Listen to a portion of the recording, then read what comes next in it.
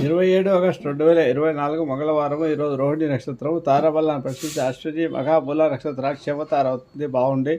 భరణి పూర్వబలం పూర్వాషాఢ నక్షత్రానికి విభత్తార కాబట్టి బాగాలేదు. రోహిణి హస్త శ్రవణ నక్షత్రానికి జన్మతార కాబట్టి బాగాలేదు.